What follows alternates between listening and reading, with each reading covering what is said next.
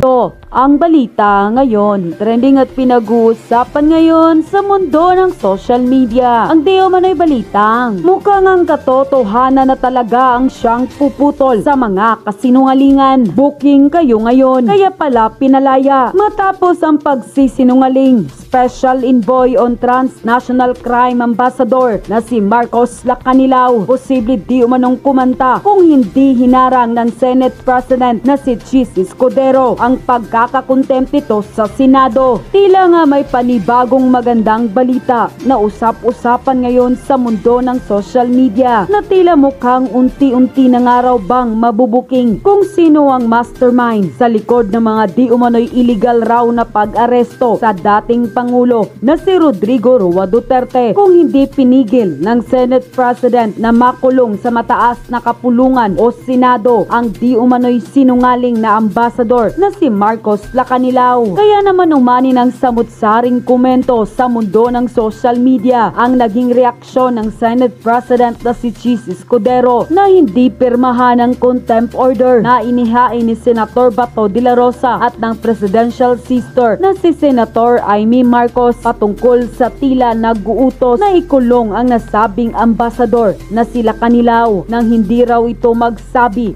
ng buong katotohanan sa naging ikinasang pagdinig ng Senado. Tila tinatanong kasi ng presidential sister na si Senator Amy Marcos at Senator Bato de la Rosa kung bakit pinirmahan ni Lacanilao ang lahat ng mga papeles patungkol sa ICC. Gayong ito ang oversee ng di umano'y pag-aresto sa dating Pangulo at alam raw niya sa kanyang sarili na hindi dinala sa competent judicial court ang dating Pangulong Duterte para doon unang hinarap bago dalhin sa The Hague, Netherlands. Tila tinawag tuloy na walang kwentang politiko at binatikos, halos di pinalagpas ng taong bayan ang kasalukuyang Senate President ng mataas na kapulungan na si Chis Escudero matapos hindi pirmahan ang contempt order ni Senator Bato de la Rosa at Senator Amy Marcos sa ikinasang pagdinig ng Senado kaugnay sa di umano'y illegal na pag-aresto sa dating Pangulong Duterte at tila walang pagdadalawang isip na tuluyang makalaya ang umano'y nagsisinungaling na Special Envoy on Transnational Crime Ambassador na si Marcos Lacanilao kung saan kamakailan lamang sa isinagawang pagdinig ay nabuking ang di umano'y kasinungalingan matapos magkabuhol-buhol ang script nito at nagawa pang magkunwari na wala raw siyang alam na hindi dinala sa competent judicial court ang dating Pangulo na si Rodrigo Roa Duterte. Kaya taong bayan tila nanawagan na hindi mapigilang magbigay ng kanilang mga hinaing at komento sa mundo ng social media na sanay kung hindi para raw sa bayan ang paglilingkod ng Senate President na si Chis Escudero ay dapat umanong bumaba o mag-resign na lang raw ito sa kanyang pwesto dahil klaro pa sa sikat ng araw ang di umano'y pagsisinungaling kaya pinatawa ng contempt order ang nasabing ambasador. Pero bago ang lahat, kung bago ka pa lamang sa aming channel, please huwag kalimutang mag-like, subscribe at i-click ang notification bell para mas maging updated ka pa lalo sa lahat pa ng bagong video na i-upload namin. At eto na nga mga kababayan, ikinadismaya ng senadora na si Senator Amy Marcos ang di umano'y hindi makatarungang naging desisyon ng Senate President na si Chis Escudero matapos hindi nito pinirmahan ang nasabing contempt order ng Senado sa isinagawang pagdinig ng Committee on Foreign Relations ni Senator Bato de la Rosa at presidential sister na si Senator Amy Marcos na siyang tumatayong committee chairman sa nasabing pagdinig. Ang mas nakakagigil pangaraw dito, bakit sa kabila ng pagkakakontempt ni Ambassador Lacanilao ay agad itong pinalaya ni Senate President Chis Escudero sa hindi raw malamang dahilan. Kaya naman hindi mapigilan ng taong bayan na tila manawagan na sa Senado na kung hindi para sa taong bayan ang paglilingkod ni Senate President na si Chis Escudero at kung nakatuon lamang ito sa isang tao sa palasyo ay mas mabuting bumaba na lamang raw ito sa kanyang pwesto. Kaya buwelta pa at komento pa ng mga kababayan natin online. Shame on you, Chis. Better resign. Wala kang silbi para sa kapakanan ng sambayan ng Pilipino. You don't deserve to be a Senate chairman. Protector ka ng mga tiwaling kawani ng bayan. Sayang ang binabayad ng taong bayan sa mga senador. Dapat dapat buwagin na ang Senado. Cheese resign. I commend the effort and initiative of Senator Amy. This is what the people want to know. Although we have seen who is doing the right or wrong way, those of invited cabinet members are laid answerable for all their actions and command. Only in the Philippines na promote si Torre and Aman may end up a clear and positive aftermath. Ang mga cabinet members must be put to prison to answer all these. Cheese, out ka na sa aming mga mahihirap. Kasabwat ka pala. Sayang lang ang tax ng bayan sa'yo, Cheese. Kung hindi mo kayang panindigan ng taong bayan dahil sunod-sunuran ka lang sa palasyo, ay mas mabuting bumaba ka na lang sa pwesto. Laro pa sa sikat ng araw ang pagsisinungaling ng ambasador. Hindi mo man lang mapirmahan ng contempt order. Napakawalang kwenta mong Senate President. Kaya panawagan namin, resign now na, unquote. Mapatungkol po sa pagpapadrug test kay Pangulong Bongbong Marcos na hanggang ngayon po ay parang nababaliwala na. Nawawala na ho, hindi na ho, parang ayaw intindihin. At sa halip parang nagalit pa si Maring Claire. Oo, may sabi pa na hindi daw dapat husgahan or hindi daw dapat utusan si Pangulong Duterte. Si Pangulong Marcos sa pagpapadrug test. Di ko lang alam hindi ka naman tatanggalan ng utak niyan sa drug test na yan. Sa hair follicle test, pero bakit hindi mo magawa-gawa? Yan yung pinagtataka ho natin. Ayan, ito po yung video na yun na kung saan ay itinutulak nga nitong samahan na to na magpa-drug test na si Marcos Jr. Panoorin. Panawagan naman na sumailalim sa hair follicle test si Pangulong Bongbong Marcos Jr. Minungkahi ng transport group sa Mindanao na maisali ang drug test sa requirements ng mga tumatakbong kandidato. Dapat lang. Balita ni Virgil Parpa. Dapat maisama sa requirement ng mga tumatakbong kandidato para sa posisyon ng gobyerno ang drug test. Ito ang mungkahi ng Mindanao Transport Confederation of the Philippines kasunod ng kanilang panawagan kay Pangulong Bongbong Marcos na sumailalim sa hair follicle test. Anila, mahalagang malaman kung may kakayahan ang lider na kanilang iluluklok na pamunuan ng bansa dahil nakasalalay rin anya ang kanilang hanap buhay. Yung tanong ninyo na ako ba ay natatakot, ang mga kasamahan ko ay natatakot, hindi po. Kasi yung ating po mga regional directors, yung aming regional directors sa MPCP, nagbabaan po sa Davao. Ang ating papan ay nanggaling po sa mahigit 1 milyon na kasamahan namin dahil nakasalalay din ang aming hanap buhay sa pamumuno ng nasa pamunuan ngayon. Una nang ipinanawagan ng grupo kay Pangulong Marcos na sumailalim ito sa drug test. Nilinaw naman ni Mindanao Transport Confederation of the Philippines founder and president Ray Vilos na ang kanilang panawagan ay hindi para sirain ng Pangulo. Anya, sagot ito sa matagal nang ibinabatong isyu sa Pangulo na dapat ay matuldukan na. Yun na nga no? At tsaka ito, hindi lang si Marcos, kundi parang ang mangyayari ho dito ay parang kaya kinukumbinsi si Marcos Jr. na magpa-drug test para mahikayat niya yung iba pang mga kandidato, yung mga iba pang mga politiko na nasa gobyerno na ngayon na magpa-drug test din. Tsaka hindi ito paninira. Ewan ko ba bakit may mga nagsasabing sinisiraan. Ano pang ikakasira ni Marcos? Sirang-siraan na siya eh. Diba? Ano mo bang ikakasira? Wala na akong ikakasira si Marcos. Ano na po siya? Nandun na po siya sa hangganan. Tsaka ito, yung sinasabi dito is pangkalahatan. General opinion or general suggestion. Pangkalahatan po kasi napakaganda nga ho nito talagang nitong batas na to na maipasa sana at sundin sana ng mga kandidato na bago kayo tumakbo magpa-drug test muna kayo para in case na mamaya kasi baka mamaya addict ka, isa ka sa mga drug lord pala tapos magpapanggap ka na anti droga, anti-pulburon. Yung pala, isa ka rin pala sa mga nagpapalaganap niyan dito sa Pilipinas. Pangit nga naman yun. Katulad na lang nung isa dyan na isang drug lord na ngayon at inamin niya mismo yun. Na ngayon parang tumatakbo ata. Oo, at lalabanan daw ang droga sa kanila, nakonteting. Doon naman, hindi naman ho tayo nag-ano na lahat naman ng tao pwede magbago. Pero sa ganitong sitwasyon at sa mga nakikita natin sa kanya, parang wala ho talaga siyang parang pagbabago. Kaya itong opinion na to, napakahalaga ho nito at pangkalahatan ho ito. Hindi ito sa paninira kay Marcos. Hindi ho gano'n kasi una may issue, di ba? So para mabali yung issue na yun, tuldukan na ni Pangulong Marcos na sige magpapadrug test ako para tawag dito para matuldukan na yung issue na yan. Kaso sinagot pa ni Manang Claire At sabi niya nga kung sino daw yung nagpaparatang siya daw ang magpatunay. Ngayon, etong pagpapadrug test kasi hindi ito paratang.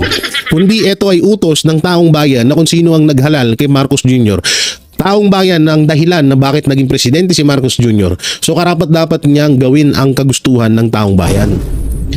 Hindi ho yun paratang. Tsaka yung sinasabi ni Manang Claire na parang paratang, alam nyo, yung magpapatotoo kasi kung sino nagparatang, una-una, hindi mapapatotohanan yan kung hindi magpapadrug test si Marcos Jr. Pag nagpadrug test siya, di lalabas din katotohanan na hindi talaga siya adik. So ngayon, mababalik yun kay Pangulong Duterte, na kasi si Pangulong Duterte, 'di ba? May sinabi si Pangulong Duterte dati noon na adik nga tong si Marcos, pero tanggi ng tanggi si Marcos. So kapag nagpa-drug test siya at kapag kapag yun ay negatibo, di mali si Pangulong Duterte sa mga binibintang niya kay Marcos Jr. So yun lang, napakadali lang talaga. Hindi ko lang alam kung bakit hirap na hirap si Marcos. Nakapiranggot lang naman yung buhok na tatanggalin sa kanya. So hindi naman siya kakalbuin. Hindi naman siya tatanggalan ng balat. Mas masakit pa nga pag nagpakuha ka ng dugo. O nga pala, speaking of dugo, di ba nakaraan na balita na hospital si Marcos Jr.? Paano kaya kung ipacheck yung dugo na kinukuha ito? Yaman na. Patuloy natin ito. Pagkakataon din anya ito ni Marcos na pabulaanan na hindi siya gumagamit ng illegal na droga. Tama. Sa kabilang banda, may babala naman ang grupo sakaling hindi tumugon ang Pangulo sa kanilang panawagan. Sabi ko nga, we will cross the bridge when we are there na. So sa ngayon, antayin lang po muna natin, basta meron po kami nakahandang mga next move. Base nga doon sa press conference kahapon, anong isang araw ay talagang naka-ready na yung mga susunod naming mga movement if may maramdaman kami na hindi pagtugon ng ating mahal na Pangulo. Para sa Diyos at Pero etong tao na to is karapatan niya ho yan dahil isa ho siya sa mga bumoto kay Marcos Jr. So karapatan ho nila na mag-request sa Pangulo na dapat gawin din ng Pangulo, no? At buong Pilipinas naman ang nagre-request niyan. Hindi lang tong grupo na tong ni Pangkalahatan. Ewan ko lang bakit ayaw gawin. Hindi natin alam bakit nga ba ayaw gawin, bakit nga ba ganon. So eto, panoorin naman ho natin tong isang video. Ano to? Bibi Sara paglihis ay ito, isa pa to. Ito ang tunay talaga ding na mga nangyayari sa bansang Pilipinas. So ito alam naman natin na ito talaga ang ginagawa nila para alam mo na magkaya yung issue, BICAM, flood control, GSIS, SSS, PhilHealth, Marlikapan. Lahat ng issue, ito yung kanilang pantabon. So panoorin mo natin. Taktikal lang daw ng Marcos Jr. Administration ang issue ng pagpapatalsi kay Vice President Sara Duterte, sabi ng isang kandidato sa lalawigan ng Albay. Ayaw anya ng gobyerno na mapansin ng publiko ang mga totoong nangyayari sa lipunan ngayon tulad ng talamak pa rin korupsyon sa pondo ng bayan. Alamin natin ang buong detalye sa report ni Paul Montibon. Naniniwala si Albay Vice Gubernatorial Candidate June Alegre na inililihis lamang ng gobyernong Marcos Jr. ang publiko kaugnay sa mga totoong nagaganap sa Pilipinas. Sa halip nga raw kasing tugunan ang matitinding suliranin gaya ng mataas na presyo ng bilihin, droga, kriminalidad at korupsyon. Paniwala ni Alegre, ginagamit lang umano ang usapin para ilihis ang atensyon ng taong bayan. Sabi ni Alegre, dapat na maging mapagmasid ang mga Pilipino laban sa mga panloloko ng kasalukuyang pamahalaan. Sa Albay anya, bilyon-bilyong piso ang nakapondo sa isang distrito lang pero hindi lang kinikwestiyon ng Kamara. Ang masaklapaan niya, wala namang mga dekalidad na proyekto sa lugar. Bagay na kapuna-puna dahil saan anya napupunta ang pera ng taong bayan. Paktay. Imagine si Inday Sara ay in-impeach dahil lang sa 100 milyong intelligence fund na kinu-question, samantalang dito po sa Albay. Last year, mayroong nakapark dito ang 18 billion pesos in one congressional district. Ang kinu-question dito ay 100 million, samantalang cleaner na po yan ng Department ng COA. Ngayong halalan, critical anya ang trabaho ng mga botante sa pagpili ng tamang kandidato na talagang may malasakit sa Biruin mo yan kung halimbawang totoo man yan 18 million po ang nakatenggang pondo sa Albay. Kung totoo man yan kung totoo man at doon ako naniniwala na totoo yung sinasabi nito ni Alegre na panakip butas lamang sa totoong issue ang mga Duterte. Sa totoo lang, hindi lang si BP Sara kundi kasama na dyan ng buong Duterte. Lalong-lalo na si Pangulong Rodrigo Roa Duterte. Totoo naman, napanakip butas una-una. dapat kinakaharap ng Congress at Senado, ang dapat nilang pag-usapan ay about sa BICAM, about sa flood control, 5,500 na flood control at ginagastosan ng 1.4 billion pesos araw-araw ho. Yang flood control na yan, so hanggang ngayon na bakit kaperanggot na isang singalang ng langit baha na agad sa atin. So doon, isa pa yan, pwedeng at yung sa Alitagtag Batangas, asan na ho yung driver? Asan na ho yung mga pulburon na nasunog ho ba, sinunog ho ba, binasura na yung pulburon? Yung driver ho, nakulong po ba? Napaamin ho ba yung driver kung sino yung pinaka-boss niya? At bakit mag-isa lang siya doon, dineliver niya sa checkpoint yung pulburon? Na huli sa checkpoint yung pulburon, paano asan na rin? Bigla ring nawala. GSIS, SSS, PhilHealth at iba pa, Marley Capan, asan na sila? Yung pondo sa PhilHealth, hanggang ngayon, nga pa rin.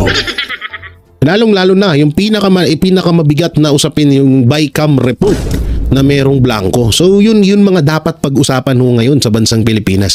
Kaso ang nangyayari sa mga yudipunggol na yan, mas inuuna ho nila AJK, impeachment kay Vice President Sara Duterte, diba? Yung war on drug, AJK, yung confidential fund. Kung usapang confidential fund na lang, tutusin, talong-talo ang confidential fund ni BP Sara kaysa sa mga congressman, kaysa sa mga senator na iba dyan. At lalo na sa confidential fund ng Pangulong Bongbong Marcos Jr. Kung hindi ako nagkakamali, nasa 2 billion po ata ang confidential fund ng presidente. So bakit yun hindi rin pinag-uusapan? So talagang etong nangyayari ho ngayon, ito po ay isang malaking panakipbutas lamang sa mga issue na dapat ay kaharapin ng Administrasyong Marcos. Yun nga lang ang ginawa nila, inililis nila issue. So matatawag na diversional tactic para sa mga Duterte mag-focus ang taong bayan. Kaso nga lang, ang pinakamaganda ho ngayon na nangyayari ay matalino na ang mga Pilipino. Hindi na sila nagpapauto sa anumang palabas na ginagawa ng gobyerno. Hindi na sila nagpapauto na issue ganito, issue ganyan. Sa lahat na, ang kinaganda lang talaga, sa lahat ng ginawa sa mga paninira sa mga Duterte, ay tawag dito, maganda ho ang kinakahinatnan at kinakalabasan at mas lalong minamahal ng taong bayan ng mga Duterte dahil sa ginagawa ng Administrasyong Marcos. O katulad na lang, bigyan ko kayo ng sample. Ginawa nila kay Pastor Apollo Siki Buloy. Imbis na masira ang pangalan ni Pastor, imbis na kamuhian ng taong bayan si Pastor, mas laluhong at talagang doon ho natin nakilala ang isang Pastor Apollo Siki Buloy. Kahit din ho kami mga banateros, hindi ho namin yung pinagkakaila na talagang binabanatan namin si Pastor na kahit alam naman namin na kaibigan siya ni Pangulong Duterte. Pero doon din namin napagtanto na, oo nga pala, bakit kinakaibigan ni Pangulong Duterte etong si Pastor Apollo Siki Buloy na hindi na kung totoo ba ang mga ipinaparatang sa kanya. Yung mga panahon na yun, bulag na bulag ho kami ng mga banateros sa mga kaganapan. No? Bulag na bulag ho kami sa katotohanan na hindi namin alam na ito ay panibagong strategy na naman ng Administrasyong Marcos para budulin ho tayo. Kasi nung una nga nabudol kami So hindi ko sinasama doon ang banateros, lahat ng banateros kasi ako lang ho nag-iisang bumoto kay Marcos Jr. Ngayon, buti nga sila Banat Bay, si Isko Moreno ang binoto nila. So hindi sila nasama sa mga nabudol pero kasama sila sa mga nagdurusa ngayon. Tayong bumoto, pati sila dama. Totoo. Ngayon, tingnan nyo ano nangyari. Nilusob nila ang KOJC. Wala silang napatunayan. Lahat ng mga sinasabi nila, may mga angel of death pa. May mga pagawaan daw ng Shabu Laboratory daw dun sa KOJC. May pinakamalupit doon yung tumatagos-tagos daw si Pastor sa dingding, sabi ni Diwata Torre. Diba? Ang daming mga So doon natin napatunayan na talagang nagbukas ang pintuan para makilala ng buong Pilipinas at buong mundo kung sino nga ba talaga si Pastor Apollo Siki Buloy. At doon din kami naliwanagan na kung bakit ilang dekada na magkaibigan etong si Pastor Apollo Siki Buloy at si Pangulong Duterte. Doon namin napagtanto na etong taong to, maling-mali ang pananaw natin sa kanya. Maling-mali yung mga sinabi natin sa kanya. Kasi isipin nyo na lang maigi. Alam ni Vice President Sara Duterte na magkakaroon siya ng issue kapag sinuportahan niya ang protesta ng mga tao, na lalo na yung member ng KOJC laban kay Marcos Jr. Pero anong ginawa ni Vice President Sara Duterte? Pumunta siya sa rally, nabati ko si Vice President, walang pakialam si Vice President Sara Duterte. Nung sumuko si Pastor Apollo C. Quiboloy sa ISAP, pumunta. Ako mismo, buhay na testigo kaming mga Banateros brothers na sumusuporta sa mga Duterte. Buhay na testigo na pumunta mismo si Vice President Sara Duterte sa KOJC para damayan ang member ng ang mga miyembro ng Kingdom of the Jesus Christ, 'di ba? So doon lalo namin napagtanto nung una pa lang ay nasa 80% na po na naniniwala kaming matinong tao si Pastor. Pero nung napagtanto namin na Vice President Sara Duterte, okay sa kanya si Pastor. Pangulong Duterte, okay sa kanya si Pastor. Basti Duterte, okay si Pastor. Lahat ng mga Duterte, okay. Talagang pinapatutuhanan nilang mabuting tao si Pastor. Anong nangyari? Naging talagang hanggang ngayon talagang sagaran po ang suporta namin kay Pastor dahil alam namin na mabuting taong itong taong to. Yun talaga. Kaya nga itong lahat ng ginagawa ni Marcos Jr. na panggigipit sa Duterte, sama na natin yung mga kaalyado ng mga Duterte, nandiyan sila Harry Roque, si Pastor Apollo C. Quiboloy, si Bantag, si Tebes, lahat. At yung mga vlogger na sumusuporta kay Pangulong Duterte, ginigipit ngayon dahil nga ito ay isang malaking palabas lamang ng Administrasyong Marcos Jr. para mapagtakpan ang kanilang kawalangyaan na ginagawa sa gobyerno. Yan yung totoo ho dyan. Kaya itong sinasabi nitong taong to, ako naniniwala ako dito, no? Tao, lalo na sa binabayad nilang buwis sa gobyerno. Only in the Philippines, no? Or maybe here in Bicol. Alam mo, asyong aksaya tayo pagdating sa pera eh. Yung mga politiko po natin, they treat taxpayers' money as if it's their own money. Kung makagasta sila sa mga bagay-bagay na gusto lang nila, as if Philippines is mountains of gold, no? Matindi, grabe. Pinuna rin nito ang talamak na pagwaldas sa kaban ng bayan sa Bicol Region na anyay napupunta lang sa bulsa ng mga gahamang politiko. Merong project ngayon, 750 million, hindi naman napakinabangan ng tao kundi papunta sa isang resort. Grabe yan, no? At nung imbestigahan, simula pa nung 2018, ang budget na inallocate hanggang ngayon ay umabot na sa 2.8 billion pesos. No? Maraming mga bagay na dapat i-address. Hindi tayo efficient pagdating po sa pera natin. Sa gitna ng lahat ng ito, muling iginiit ni Alegre ang kahalagahan ng matalinong pagboto. Sinabi ni Alegre na kailangan ng mga Pilipino ng isang halal na opisyal, isang lider na hindi makasarili, kundi inuuna ang kapakanan ng kanyang mga nasasakupan. Ayon pa sa kanya, napakahalaga ng awareness ng publiko para hindi sila maloko, hindi magamit at para... Wait lang ha. Diba Albay, isa sa mga, pagkakalam ko lang isa sa mga nasalantahata ng bagyo yan, pero hindi ko alam. Ang tanong, kasi familiar din kasi sa akin ng Albay. Marami rin akong, hindi ko naman pinagyayabang to medyo konti lang. Pero isa yan sa mga nagpabahay project kasi ako dyan nung panahon ng charity vlog. Nung nagcha-charity ako sa Bicol, yan, saan lugar dyan, hindi ko na matandaan yung iba. Basta Albay, Nabwa, Daet, Binson, Panganiban na tayo masaya. Pero ang tanong, yung 18 billion na pondo na para sa Albay, natikman kaya ng mga tiga-Albay? So kung sino man dyan, yung mga nanonood ng mga tiga-Albay, mega love shoutout sa inyo lahat. Paki-comment po kung natikman nyo ho ba yun. Wala lang, concern lang ako kasi laking pera ho nun, 18 billion. Biruin mo 18 billion. Yung tanong, tapos ang nangyari pa nga do, parang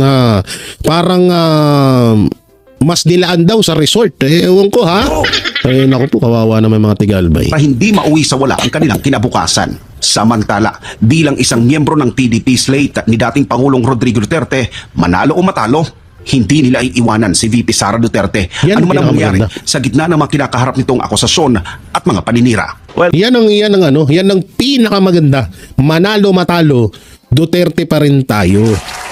Pero sana kaya nga paulit-ulit namin sinasabi na sana wag na ho tayo magdalawang isip na ihalal ang 10 Duterte senatorial candidate. Sa totoo lang 11 na ho yan eh. No, kasi ang nadagdag niya si Doc Mata at meron pang isa eh. Number 15 ba sa balota or number search ko nga muna. Number 15 sa balota. Sino si number 15 sa balota? Number 15 sa balota. Meron yan eh. Number 15 sa balota. Ay, 2025, tama ba? For senator. Tingnan natin ha, baka nagkakamali ako. Number 15 meron yan eh. 15 ba or 11? Basta nakikita ko yun, abangan nyo na lang sa post natin sa YouTube, pero ipopromote din ho natin yun. Pero yun nga no, alam nyo, kung mapapansin nyo, ang dami na hong pabalik-balik ng mga senador, pero ilan lang yung senador ang may nagawa talaga. Siyempre nandiyan Senator Robin, Senator Bato de la Rosa, lalo na si Senator Bongo, na ramdam nyo ano yung tulong na ibinibigay ng 3 senador na yan. So ito na yung pagkakataon para baguhin na ho natin yun. Nabudol na tayo, hindi tayo nakinig kay Pangulong Duterte, nagsisi tayo doon. Ito na yung pagkakataon para makabawi tayo sa kanya.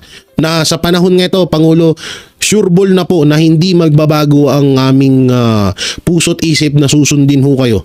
Na iboto ang 10 Duterte dahil alam ho namin mas makakatulong ho yan sa bayan natin. At yun na nga mga kababayan, ano na ang masasabi mo?